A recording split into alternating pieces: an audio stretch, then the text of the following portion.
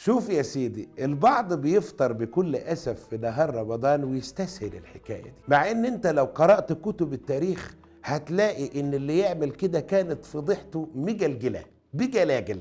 طب ايه اللي كان بيحصل لو واحد قرر انه يفطر بلا عذر في نهار رمضان؟ ده بقى يا سيدي في العصور الإسلامية كانت وقعته سودة. كانوا يعملوا فيه ايه؟ يقعدوه فوق حمار بالعكس ويلفوا بيه بقى أرجاء المنطقة والحي اللي هو ساكن فيه والشوارع المجاورة، ومعلقين على رقبته أجراس وطبعا أشكال تانية، ملابس كوميدية وأذناب حيوانات وكده.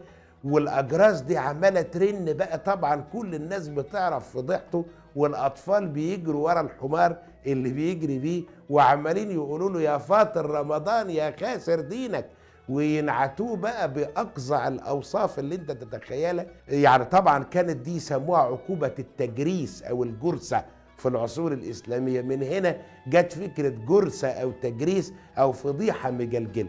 وكان اللي يقوم على هذه المسألة معاقبة المفطرين في نهار رمضان موظف اسمه المحتسب. الحقيقة ان في العصور الإسلامية كان في موظف في الدولة مسؤول عن الأمر بالمعروف والنهي عن المنكر، وكانت له وظائف أخرى للتفتيش على الأسواق وكشف الغشاشين، وكانت بيتعلق عمله أيضا بالآداب العامة ومراقبة السلوكيات العامة. يعني تقدر تقول عليه موظف شامل ما تقوم به الآن بقى رئاسة البلدية وشرطة الآداب وغيرها من الجهات المسؤولة عن تقويم السلوكيات ومحاسبة المخطئين، لا سيما فيما يتعلق بالآداب العامة. فكان المحتسب يقوم بالشغلانة دي على خير وجه، وكان الحقيقة كان عمله يسير، لأن كان يقدر يميز اللي يفطر بلا عذر، لأن كان غير المسلمين ما بيفطروش في نهار رمضان أو ياكلوا ويشربوا أمام الناس كده، كانوا بيراعوا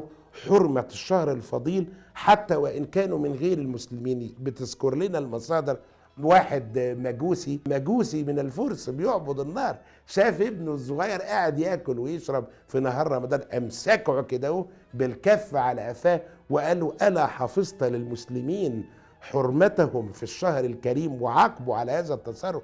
لان كان غير المسلمين من اهل الكتاب مسيحيين ويهود يراعوا جدا مشاعر المسلمين، ولا ياكلوش ولا يشربوش امام المسلمين في نهار رمضان. فكان بيسهل على المحتسب ان يكتشف المفطر ويمسكه ويسأله الأول، ربما له عذر مرضي أو له قصة يعرفها منه. طب مالوش عذر، ليلته زرقاء زي ما انت عارف، ويقوم مقعده بقى فوق الحمار وفضحته بجلاجل ويجرسه قدام الدنيا كلها. بس يا سيدي دي كل الحكاية، وكل سنة وانتوا طيبين ورمضان كريم، واوعى تفكر تفطر في نهار رمضان.